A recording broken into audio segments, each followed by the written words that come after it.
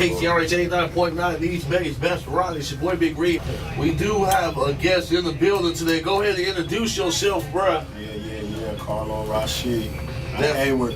Definitely in the building. Go ahead and turn that mic directly towards your face so we can get you just a little more That's clear. what's up. Trying to get you in that surround sound, right? That crystal high def. Straight up. That's what's up. We also, as always, we got either in the building. Hello, the professor.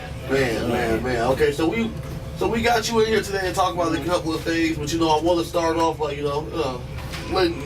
just tell everybody exactly what you do and where you're from and everything. Okay, Carlo Rashee, out of Hayward, producer, business owner. I'm running the Studio 92 Music, and I've been doing music for Studio 92. So got my boy Nan over here. He helps me out a lot on the mixes and stuff over there now. So y'all need a professional engineer. You gotta highlight. That's what's up. So, what kind of do you guys have a Twitter? Do you have any type of links? Where they can reach Studio 92? Yeah, you can check out the website. We have a roster up there as far as people that we're working with, that we worked with before, and a lot of stuff we do is just not your ordinary studio where you can just come record and leave, but we have marketing, photography, video, everything. Check us out at studio92music.com. That's what's up. Okay. Yes, sir. So, how long have you been in the music? How long have you been doing it? From when you started? Who have you worked with? Since Water, that's about long how I've been working in music. So Since Water. It's been a long time, but honestly, my uncle was a DJ in the early 80s and late 70s, and I was privy to a lot of music. My dad too, he used to work for KBLX back in the mid 70s and stuff. So yeah, and just kind of been always in the music. Didn't really get no equipment until I was my early 20s, almost mid 20s when I really figured out this is what I want to do. Okay. So picked up some keyboards and stuff like that and started tinkering with it. It was a lot of the times it was just a part-time thing for me because I was working full-time. Okay. So maybe like 5-6 years ago I started taking it real serious, and then started submitting some of my work, started working with some local people out here. And, you said you've been doing this since Water, and you said you've been working with some local people. Who are some of the people that you worked with? I've worked with Spice One a lot. I've been knowing him. Spice One. Yeah. I've worked with Be Legit. I got some stuff going on with him right now with his new album and stuff. We got that going. My homeboy Jet Black.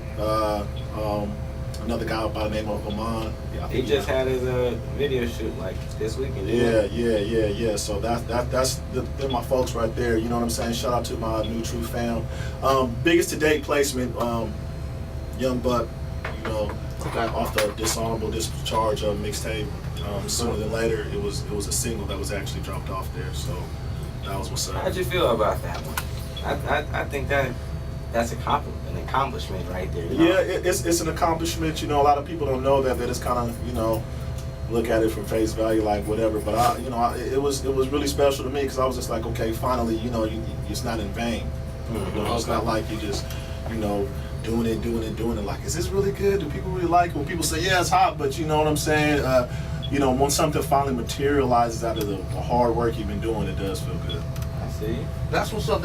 So you're the CEO of Studio 92. CEO. I have another business partner by the name of Margaret Tobias. Okay. And so we pretty much take care of all the the head stuff that goes around there with yes and no decision making and stuff like that. So it's me and her. You guys are pretty much the boss. Yes. So when did you guys start Studio 92? Did you start it by yourself, or did you come along, or did you start at the same time? Yeah. Well, before I was just me like a one man gang. I was just doing a lot of production and recording people. You know what I'm saying? Bringing people into the lab, charging them. That's when I first had to open up my studio back in town. That's like 4 or 5 years ago. So about a year ago, I was just like, what? I really want to go full-fledged with it. I really want to, put the music out there. I want to, do a lot of stuff. And so, she came in and was like, well, let me just, do this and that and the other. And she's, real business-minded person. So she actually took the bull by the horns and just, now we're on the right track. You know what I'm saying? That's what's up. So, and then, informed me that you just recently was participated in the beat battle at New Parish. Yeah. So, tell everybody what that was about and how exactly that went. What was the outcome? Okay. Well, it was pretty fun for me because just being able to be them saying, okay, it's pretty good. It's good enough to get out there and actually showcase and let people hear it and people judge it and stuff like that. It was actually, turned out real good. The judges had a lot of good things to say about the music. It's just, I know it's like the time period and what's hot right now is that's what they're looking for, like a lot of the mainstream stuff. Yeah. And me being around music a long time, I'm a really in the music type of guy. Like I like all types of stuff, and I try to incorporate it into my music. So I didn't get to advance, even though a lot of people thought I should have advanced. But shout out to everybody who advanced and won. I don't know exactly who won. I didn't go the next day, but I enjoyed myself. I was feeling feeling it. We had a lot of good. Actually, Remy, he went to the next. He was there. Okay. And part of the Gorilla Pits. Okay. They're over in San Francisco. Okay, that's what's up. That's Dragons what's up. and stuff. With my boys. So was that like the first beat battle that you participated in, or was that? Yeah, that was actually the first one. I just I get emails from like iStandard all the time and stuff. Because I follow them and stuff. I'm like, yeah, we're having this this beat competition. Submit. So I just picked 2 tracks and just put it in there, and they was hit me the next day like, yeah, this is cool. We want you to participate and get down. So that's how I went. But I'm probably gonna enter a couple more. That's what's up. That's what's up. I like doing that stuff. Okay, so you've been doing music for a long time. You've been around a lot of people within the industry. Mm-hmm. Like, what was your most memorable moment? Like, what stood out of everything that you've been doing for the past however many years? Yeah, I would have to say the placement with the Young Buck. That really stood out. That was like, because just submitting a lot to all those the big name cats. Yeah. It's hard. It's like it's zillions of people submitting stuff. And they got to listen to good or bad music all day long. Yeah. And when it finally when it popped off and I got the placement, I was like, wow. You know what I'm saying? I was I was pretty excited. It's not really, for me, it's not about the money. It's not about none of that. You know what I'm saying? I love doing music. You know what I'm saying?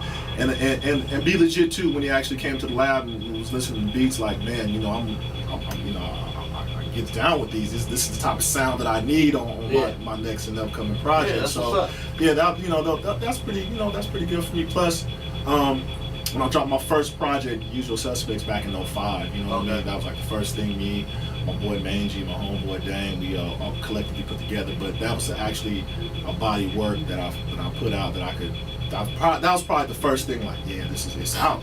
We got it wrapped up. We're passing it out. We're selling it. You know what I'm saying? Yeah. So yeah. Now I know we have a track with us today titled "Why Me." Can you go in and explain that? Feature anybody? Yeah. That's Why Me's featured with an artist that I've been working with for the past year named Tone Malone. He's out on SAC. Boy can blow. So I actually got 2 on there. I got Why Me and I got Remember the Day. And it's really some laid back, like, soulful type stuff. That's the type of stuff I've been kind of doing now. I haven't been really doing a lot of hip hop work, even though I still make beats, but hip hop beats. But I've been really gravitating to more of the soul, R&B type of laid back stuff. Something you can sit back and chill. You can even play for your grandmama. So Why Me is the first track. Why Me is the first track. That's going to be the first single. We're going to be shooting a video for that before the summer starts. So like in the next couple of weeks, we're going to be shooting the video. All right, so go ahead and introduce the track for him. We're going to get that on right now. Yes, sir. Why Me, featuring Tone Malone. Check it out. On KCRH 89.9, East Bay's best variety.